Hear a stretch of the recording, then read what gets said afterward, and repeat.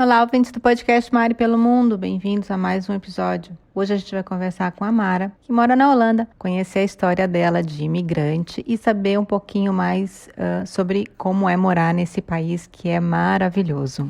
Mara, seja muito bem-vinda, obrigada por ter aceito o nosso convite para participar do podcast. E conta pra gente a tua história, conta como você foi morar na Holanda e a tua relação com o país que a gente está super curiosa para conhecer. Primeiramente, quero agradecer de coração o convite, Andréia, Mari, que vocês têm tido essa ideia genial de falar um pouquinho sobre os estrangeiros, né, os brasileiros no país estrangeiro. Eu achei sensacional. Cada história tem um porquê, um motivo. E hoje eu vou falar sobre a minha trajetória, né? O porquê que eu vim parar aqui nos Países Baixos, falar um pouquinho da minha vida aqui, das minhas experiências aqui na Holanda, né? Então, eu me chamo Mara Balma, sou cearense, Fortaleza, sou casada com um holandês, tenho 2 filhinhos, o Marco de 11 anos e o Rafael de 7. Por incrível que pareça, os meus pais tiveram somente mulheres, agora os filhos, né, das filhas estão nascendo só homens. E o motivo de eu vir ter parado na Holanda, né, atravessado o oceano, foi o motivo do amor, né? Eu conheci meu marido em 2003, julho de 2003, em Fortaleza. Em 2001, na verdade, ele conheceu o Brasil com o melhor amigo dele, eles foram juntos para Fortaleza. E aí ele se apaixonou pelo Brasil. Ele gostou do clima, claro, né? A Holanda é bem conhecida pelo clima instável. E ele estava de férias, ele foi passar as férias em Fortaleza, se apaixonou pelas pessoas, pelo clima, pelas praias. E queria aprender o português. Queria todo curso, porque ele queria se comunicar com as pessoas e não conseguia, né? Em inglês, nem não conseguia com todas as pessoas. Mas todo mundo tentava, de alguma forma, mímica, enfim, de qualquer forma, o brasileiro bem, né, receptivo, de ajudá-lo. Mas ele quis aprender o português e eu, na época, eu estava estudando inglês. E aí eu não sei se eu sou de 79, né? Então na minha época existiu o ICQ. Uma amiga minha estava aprendendo inglês pelo ICQ. E aí eu falei assim, eu quero me inscrever também, eu quero tentar falar com outras pessoas em inglês. E aí foi quando eu conheci meu marido virtualmente, né? Isso já tem quase 15 anos, né, gente? E aí ele veio de férias para Fortaleza em julho de 2003, nós nos conhecemos pessoalmente, e aí ele passou praticamente 4 semanas de férias em Fortaleza, e aí uma semana antes dele viajar surgiu o selinho, depois de ter passado quase todos os dias assim, saindo para jantar, indo para praia, sem nenhuma mão dada. Aí surgiu o selinho, né? E aí ele teve que voltar para a Holanda devido ao trabalho dele. Não queria voltar mais. E quando ele chegou na Holanda, ele me ligou, olha, cheguei bem, tá? Aí a gente conversava. E aí quando se passou 2 semanas depois, ele me ligou. Ele falou assim, olha, eu comprei a minha passagem para ir para novembro em Fortaleza. Aí eu, como?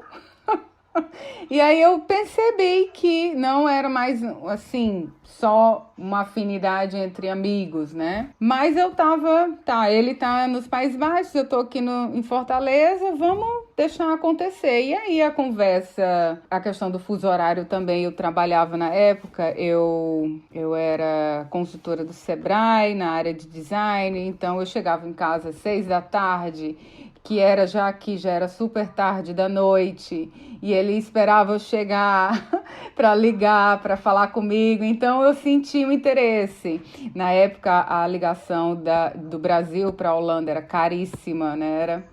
Então a gente só se falava mesmo pelo ICQ, ou então ele ligava da Holanda para o Brasil. Enfim, ele veio em novembro novamente, e aí já estávamos apaixonados, na verdade, né? Isso final de 2003, E aí todas as férias ele passou praticamente 2 anos vindo nas férias de do ano, que foi desde o dezembro, janeiro e julho. E na época, como para ser consultora do Sebrae, a gente tem que abrir uma empresa.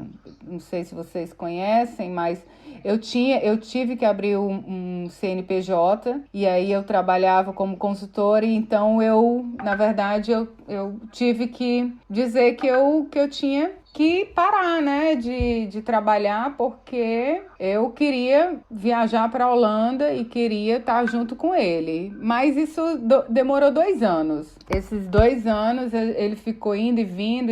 Aí em 2005, em maio de 2005, eu vim pela primeira vez para a Holanda, que na verdade foi o batizado da sobrinha dele, a primeira filha da irmã. E aí eu já me apresentaram para a família inteira e ela já me convidou para ser a madrinha da filha dela. Aí eu me senti super honrada. Mas gente, como é que é isso? Eu não falava nenhuma palavra em holandês. A gente conversava em inglês, mas assim, o inglês, né, aquele fluente, não era fluente, era o inglês que a gente aprende mesmo na marra. Enfim, e depois disso eu voltei, passei um mês e meio aqui na Holanda, conheci a família dele, aí voltei para Fortaleza e ele voltou comigo de férias. E aí ele, na virada do ano, em 2005, ele me pediu em casamento. Isso, nós estávamos na Canoa Quebrada, virada do ano, em cima das falésias, eu nunca me esqueço. Nós temos um quadro, inclusive, aqui em casa, de Canoa Quebrada. E aí eu aceitei, e depois de 2 dias a ficha caiu, né? Assim, meu Deus, eu vou pra Holanda, eu vou deixar minha família, eu vou deixar meu emprego. Aí vê assim, meu Deus, e agora? Uma certa preocupação, mas ao mesmo tempo com a certeza era aquela certeza que eu queria estar com ele, né? E aí eu decidi, a gente nem conversou sobre isso, mas eu falei assim, não, eu vou tentar viver na Holanda. E assim eu fiz. Peguei 2 malinhas pela TAP, nós tínhamos direito a 2 malas, né, de 32 quilos, que eram enormes, assim. E eu cheguei aqui na Holanda com um monte de mala, né? 2 malas de 32, que ele trouxe as minhas coisas. As minhas malas de 32, então eram 4 malas, cada um com 32 quilos, né? E todo mundo, mas minha Nossa Senhora, o que é que essa mulher trouxe? Enfim, era sempre assim. Todas as vezes que a gente ia de férias para o Brasil, a gente sempre trazia várias malas, né? Porque eram a minha mudança para a Holanda. E era sempre um processo de desapego também, né? Porque na época que eu estava trabalhando, eu tinha 26 anos, então assim, a gente termina a faculdade. Eu tinha terminado minha faculdade em 2004, e aí você já está com aquele fervor, aquela vontade de querer trabalhava 40 horas por semana, aí fazia natação de segunda a sábado, então aquela era loucura, assim, adorava esportes, e aí do nada tudo muda, você vem para os Países Baixos, você não conhece ninguém, só a família, claro, você não tem amigos, você não fala o idioma, você não tem mais emprego, voltar a ser bebê. O que pesava mais para você, Mara? Essa distância das pessoas do lado social, ou essa parte de trabalho do lado profissional?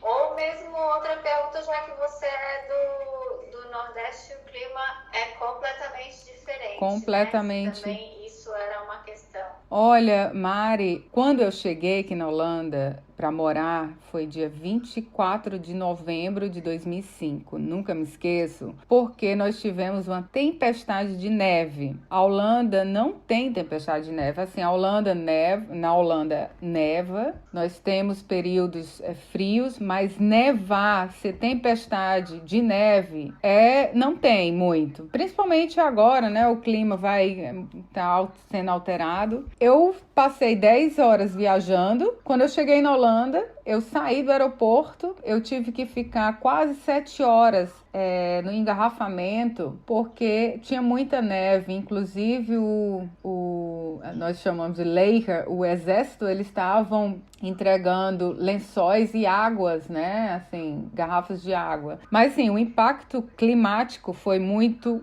grande e cultural também, né? Até hoje, depois desses 15 anos, eu nunca olhei para trás e disse, eu me arrependo de ter feito. Não me arrependo, nem um segundo. Uma coisa tão forte, assim, que é como se a gente usasse a nossa intuição e aquela coisa assim, vai dar certo e vai dar certo. Não tem outro motivo. Porque ninguém vai dizer que não vai dar, né? E meu pai, eu lembro que ele conversou com o meu marido, na época noivo, Jürgen. Ninguém conseguia falar o nome dele no Brasil, até hoje. É um nome muito... O J, o G e o J são duas consoantes muito complicadas para se pronunciar, né, para um brasileiro. Jürgen. Gente, vamos falar logo Yuri, porque tá tudo bem. Aí meu pai conversando com ele, olha, por favor, cuida da minha filha, e aquela coisa toda de pai, né? Enfim. Mas meu pai sempre teve um bom intuito com ele. Eu tô falando só o meu pai, porque infelizmente o meu marido não chegou a conhecer a minha mãe. Minha mãe faleceu em março de 2003 e eu conheci meu marido na época namorado ou conhecido em julho de 2003, então ele não chegou a conhecer a minha mãe, infelizmente. E eu cheguei na Holanda com aquela apaixonada, cega, não queria nem saber se eu sabia falar ou se eu não sabia falar, eu queria estar junto. E assim eu fiz, né? Aí, só que assim, ele trabalhava 40 horas por semana, né? Aqui na Holanda eles chamam full time 36, mas na época ele era um workaholic e eu passava o dia arrumando casa, indo para o supermercado, conhecendo um pouquinho a região. Eu não estava acostumado com frio, então não gostava de sair muito. E eu percebi que se eu continuasse nessa rotina, eu ia entrar em depressão. E é uma coisa que eu nunca tive, nunca senti a sensação de ter, mas eu comecei a conversar com os meus amigos, né, por e-mail, muito, eu relatava, era como se fosse um diário, olha, eu tô fazendo isso e tal. E quando eu cheguei na Holanda, meu processo de visto, né, porque geralmente as pessoas gostam de, como é que tu veio parar aqui? Como foi que tu se legalizou? Antes disso tudo acontecer, de eu vir realmente morar na Holanda e decidir, o meu marido ele teve que dar entrada no meu visto, né, pela a prefeitura local, que a gente dá entrada no visto local. Ele teve que comprovar que ele podia me sustentar com valor X na conta bancária. Ele teve que mostrar contra-cheque, que ele tinha um emprego fixo. Ele tinha que dizer quanto ele tinha na conta dele para ter certeza de que aquilo ali era realmente iria dar certo, e ele teve que provar também que realmente era um relacionamento, com fotos, com cópias de passagens aéreas. E aí ele enviou essa documentação, e aí depois de 3 meses eu recebi a resposta de que estava tudo ok. E aí quando eu chego na Holanda eu recebo também uma identidade e uma autorização de residência, que se é válido por 1 ano, e aí depois de 1 ano se renova por mais 3 anos, mas esse visto ele também teria que, na época nós pagamos 900 euros. E aí esse visto eu tinha direito a 600 horas de aula de holandês, porque todo o estrangeiro que vem da América do Sul, eles obrigam a você estudar o holandês. E assim eu fiz.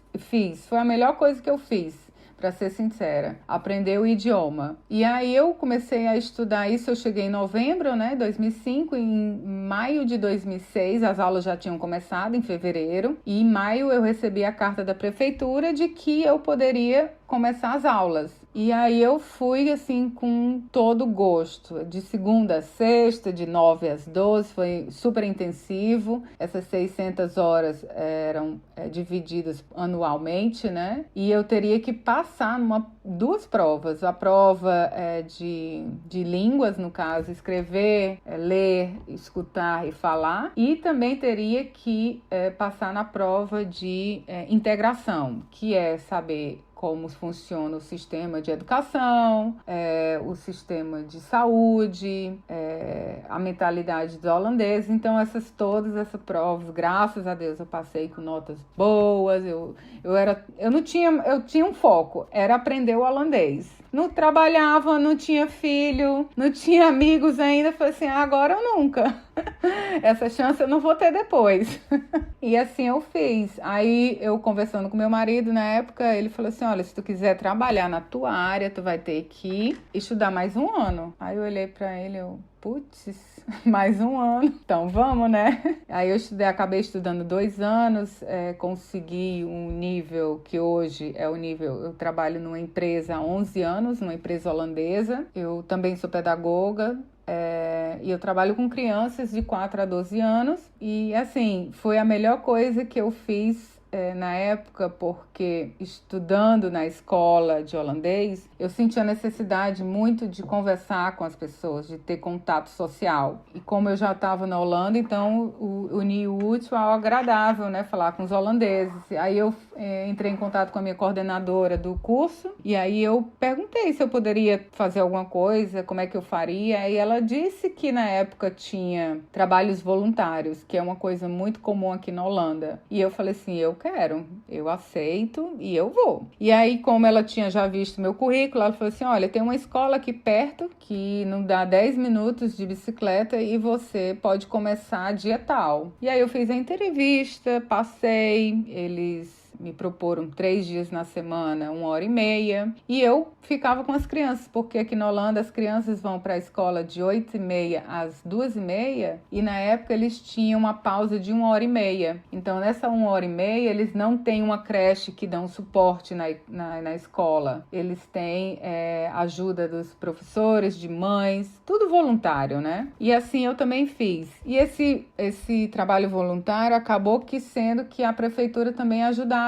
Tipo, eles pagavam 200 euros por mês e eu super feliz, né? Quer dizer, você sai do Brasil com um monte de coisa, aí você chega aqui, você volta ao zero. Mas eu acho que tudo é válido e eu aprendi muito. E aprender um idioma com uma criança, então é muito mais divertido, né? Os nomes holandeses são bem difíceis e eu não tenho nada a ver com os nomes brasileiros. E eu tentava, assim, falar os nomes, aí as crianças olhavam assim pra mim, não. Aí eu, ainda não tá certo? Não. Elas repetiam umas 10 vezes, aí eu, ai gente, obrigada.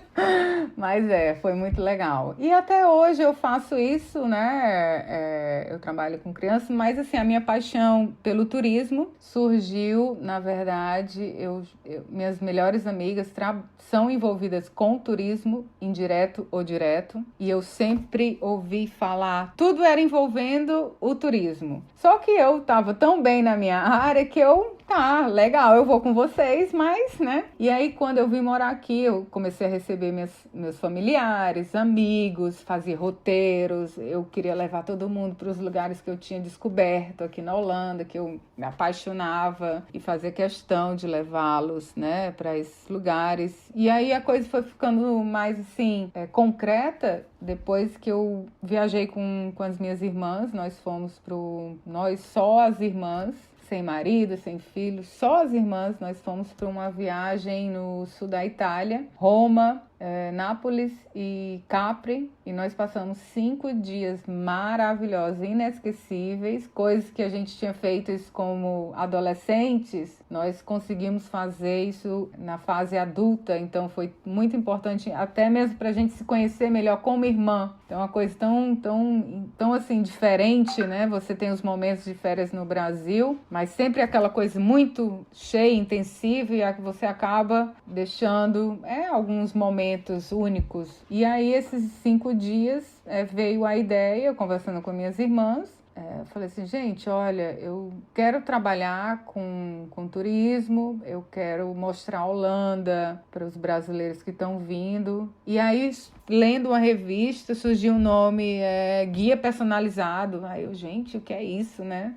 Mas assim, foi super interessante porque eu comecei a conversar com as minhas amigas que já trabalhavam com turismo sobre o assunto. E aí eu comecei a desenvolver um hobby que acabou levando o nome da marca Holanda é Mara, que hoje já tem 2 aninhos, que eu estou assim super feliz, assim, uma motivação assim que eu tenho, um prazer que eu tenho quando eu começo a conversar em português com brasileiro. Ai, eu tô vindo para Holanda, ai, tu tem que fazer isso, tem que fazer aquilo. Mara, voltando para a questão da sua mudança, você falou de desapego, né? O que você gostou de desapegar nesse sentido? O que você até hoje ainda tem muita saudade aqui do Brasil?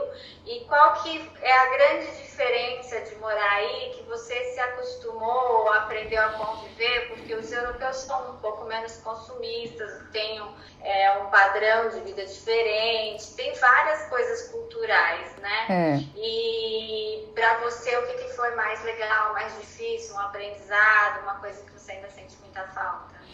Olha, aprendizados foram muitos, desde um novo idioma, conhecer novas culturas, novos costumes. Eu acho que a dificuldade maior que eu tive foi a questão da mentalidade dos holandeses, né? Primeiro que eu digo isso por ser cearense, nós temos essa questão de ter um contato muito próximo.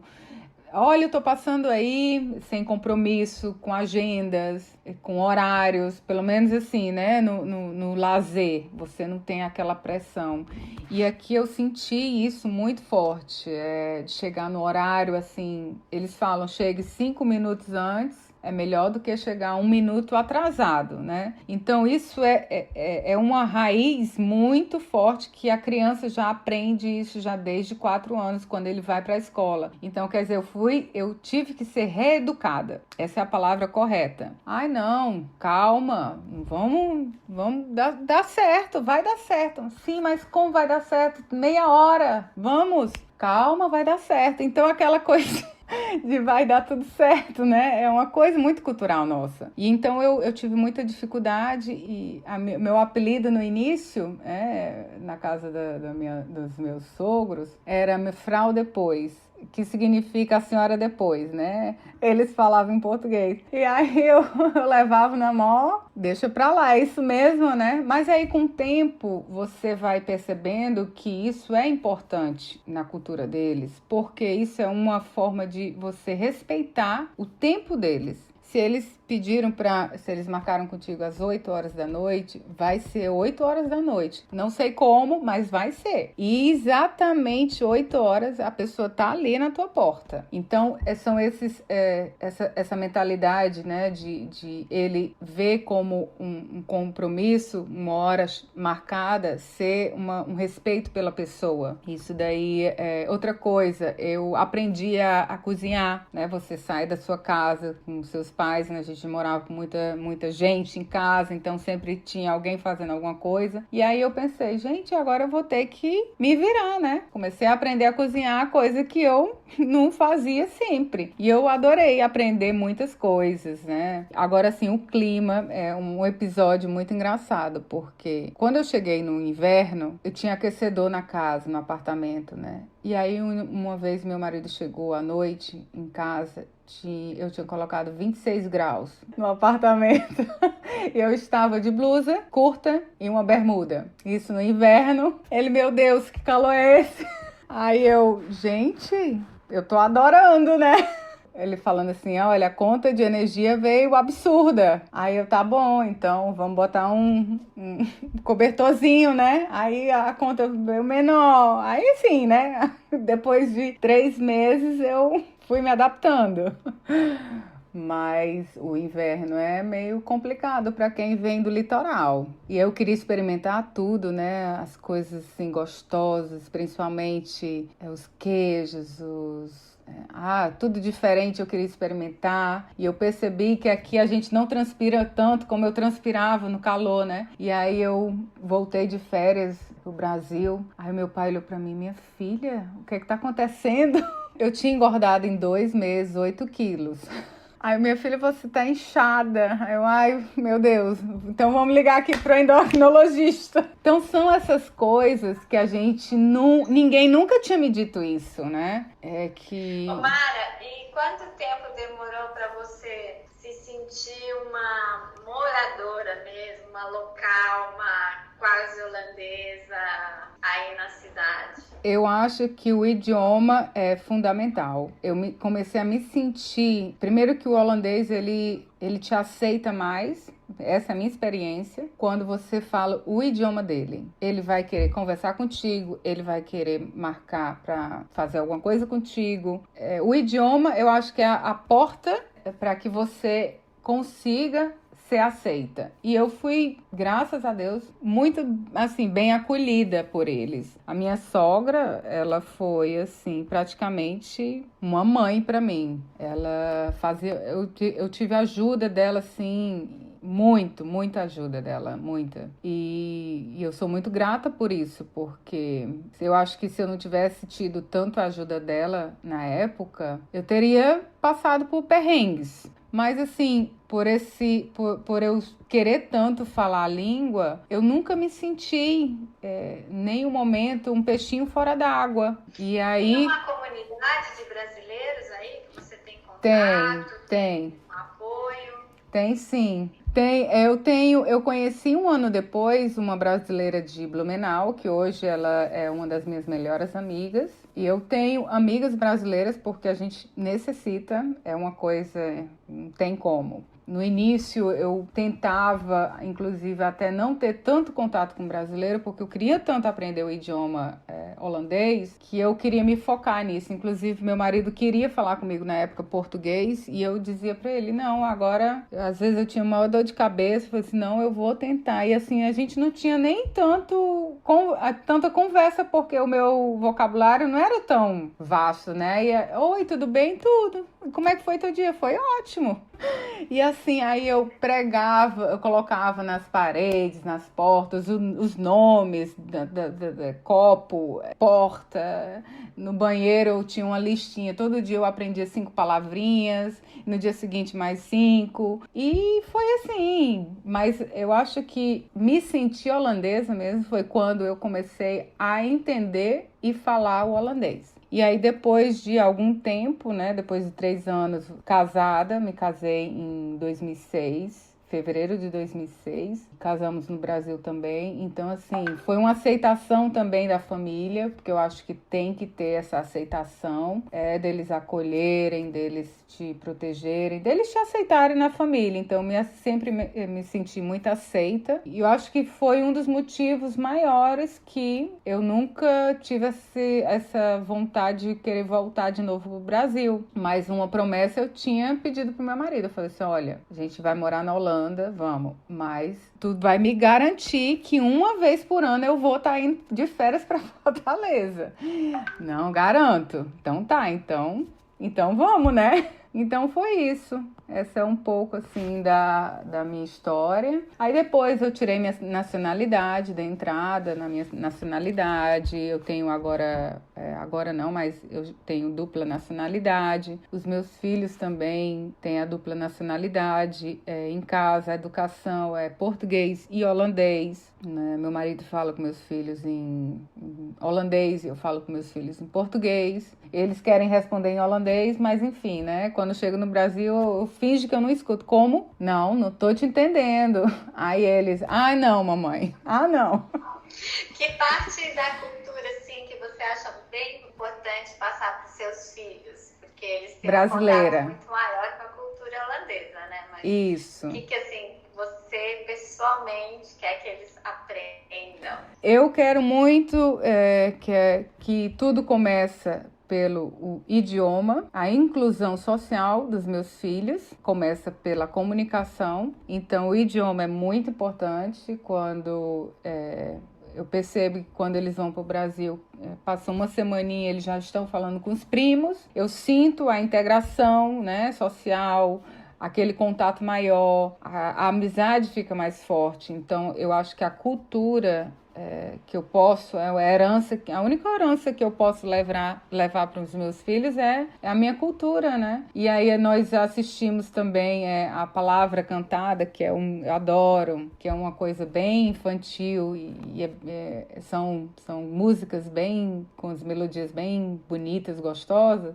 Eles aprendem vendo os vídeos, né, em português e ter contato com a minha família. É o elo, eu acho. Mara, você falou um pouquinho atrás sobre comida também. Quais são as principais? Qual foi a comida que você estranhou na Holanda, ou que é muito diferente? O que é mais regional e muito cultural com relação à gastronomia, onde você está? E os teus filhos, quando vêm para o Brasil, eles gostam da comida da gente? Eles adoram. Eu vou te dizer o que eles adoram. Milho, caranguejo, guaraná, coxinha, coisas assim, din-din. Vocês já ouviram falar din-din? Na verdade é um picolé em saquinho, né? Nós temos muito isso no Nordeste. E o meu filho mais velho, ele não gosta de chocolate, então ele não gosta de brigadeiro, infelizmente, mas o mais novinho sim. Mas ele, no aniversário dele, ele ganhou um bolo de churros. A minha irmã perguntou para ele: Marco, qual foi o teu maior, assim, qual foi o que tu gostou mais das tuas férias? Aí ele falou: meu bolo de churros.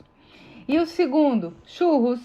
Aí gente, os churros do Brasil é aquele churro recheado, né? Então é o que eles mais gostam, assim. Agora, Mara, na Holanda, eles têm umas comidas, assim, por estação do ano. Então, os produtos são sazonais, eles vão ter o aspargo, coisa que eu tinha experimentado, mas eu não comia com frequência, né? Geralmente na época de junho. E aí, são produtos sazonais.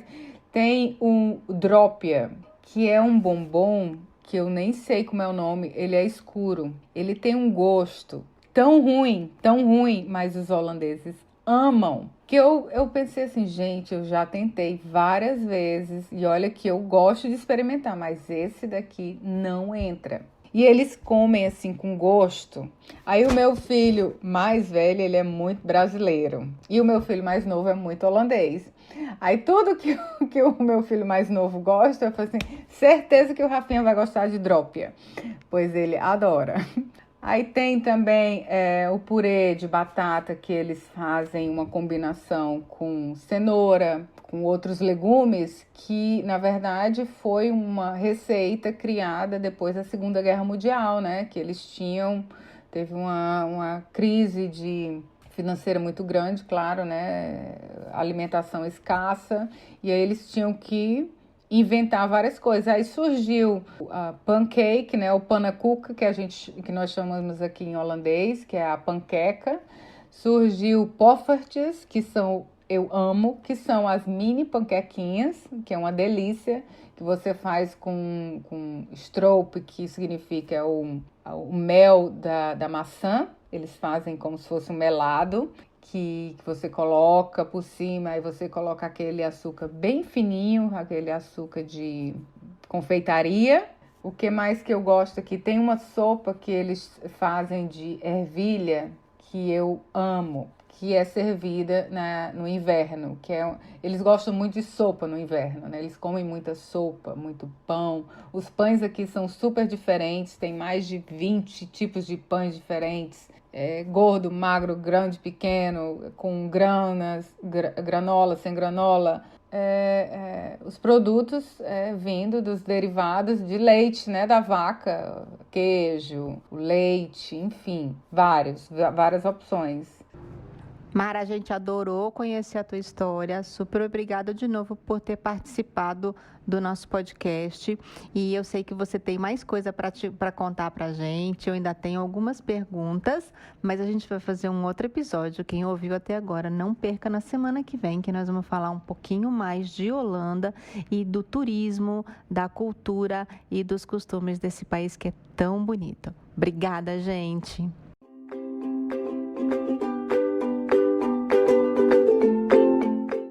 espero que vocês tenham gostado de mais esse episódio. Nós agradecemos a realização do podcast aos nossos apoiadores, a Open Book Assessoria Contábil e Financeira, que está no Instagram como @opbobr e pode ajudar você no seu negócio. Basta mencionar o código MPM-TRIPS que você terá um atendimento e um desconto especial. Também a Easter Vinhos, venda direta online de rótulos de vinhos das principais vinícolas do mundo. Acesse o site www.eastervinhos.com.br e com o código #MPMTRIP5 você tem 5% de desconto nas suas compras. Agradecemos também a MPM Trips e o Longe Perto, que podem montar o seu roteiro e a sua viagem completa. E para conferir todas as nossas dicas de viagem, assine o feed no seu agregador preferido ou no Spotify e nos siga nas redes sociais. No Instagram, @maripelomundo.blog e no Twitter, Pinterest e Facebook, Mari Pelo Mundo. Acesse o site maripelomundo.com.br que todos os dias tem post novo com dicas e novidades. Muito obrigada e até a próxima!